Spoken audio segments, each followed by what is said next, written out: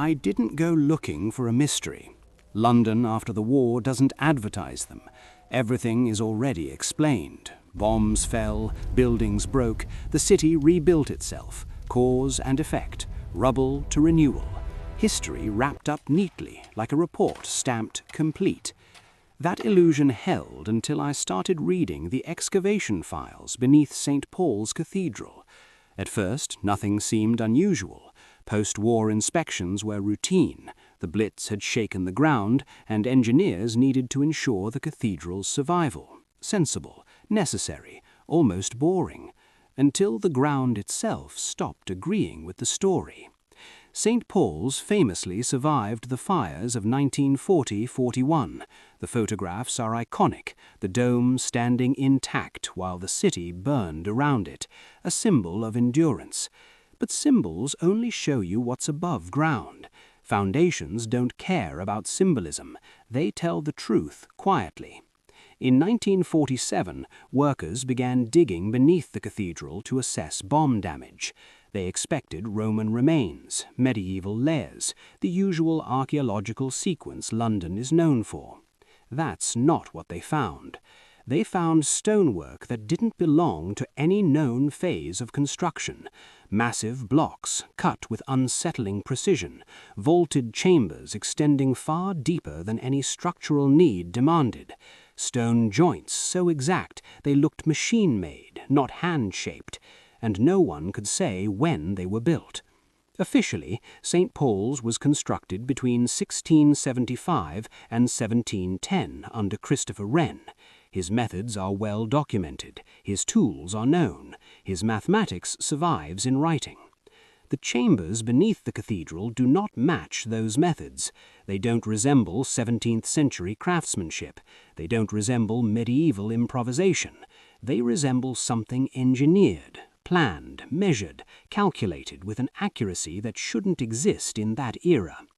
The deeper the excavation went, the worse the fit became. Sealed rooms appeared beneath the crypt, not storage, not tombs, engineered spaces with vaulted ceilings, optimized arches, and load distribution that follows modern structural principles, the kind that require standardized measurements, advanced surveying, and mathematical consistency across an entire system. And then the record goes thin. No detailed diagrams, no published surveys, no photographs of the most anomalous chambers, only brief administrative notes, vague phrases, recommendations to secure, stabilize, and seal. That's when the story stops behaving like history and starts behaving like damage control. Because this isn't how archaeology works. When you find Roman ruins, you document everything. When you uncover medieval foundations, you publish papers, you invite experts, you preserve knowledge. But when something doesn't fit the timeline, when it challenges what we believe was possible, you don't celebrate it, you bury it again. The sealed sections beneath St. Paul's weren't random. Roman remains stayed accessible. Medieval crypts were catalogued and incorporated into the official narrative. Only the chambers with inexplicable precision were closed off. Workers later described being told not to investigate further. No extended documentation, no curiosity, just instructions. Secure it and move on. Why? If these structures represented Wren's genius, they would be showcased as proof of British engineering brilliance. If they reinforced the historical narrative, they'd be taught in textbooks. Instead, they disappeared. And St. Paul's isn't unique. Across Europe, post-World War II reconstruction revealed the same pattern. Bombing exposed foundations. Excavations uncovered deeply buried chambers. Precision stonework appeared where it shouldn't. Engineering knowledge surfaced that exceeded its supposed era. Dresden, Berlin, Vienna, Prague. Different nations, different architects, same anomalies. The similarities are too precise to dismiss as coincidence. Styles can spread, decorative motifs can travel, but mathematical precision doesn't migrate casually. It requires shared systems, shared tools, standards. What we're seeing isn't cultural exchange, it's architectural DNA. This is where the idea of Tartaria enters the discussion, not as a belief, but as a framework people reach for when official explanations collapse, a placeholder name for something older, more coordinated, and largely erased. You don't have to accept that hypothesis to recognize the problem. Stone blocks weighing several tons were placed with tolerances under 5 millimeters. Vaulted ceilings distribute loads using geometry formalized centuries later.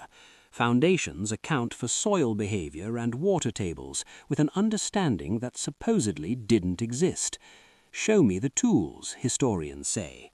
Exactly. Where are they? Show me the cranes, show me the surveying instruments, show me the documentation that explains how millimeter precision was achieved with 17th century technology. The silence is the answer.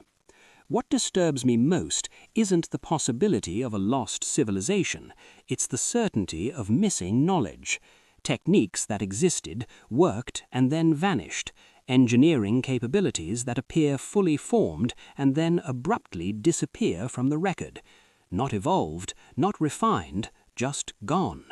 St. Paul's stands today as a monument to Wren, and rightly so. What we see above ground is his achievement, but beneath it lies something older, something inherited rather than invented, a foundation that doesn't belong to the story we were taught.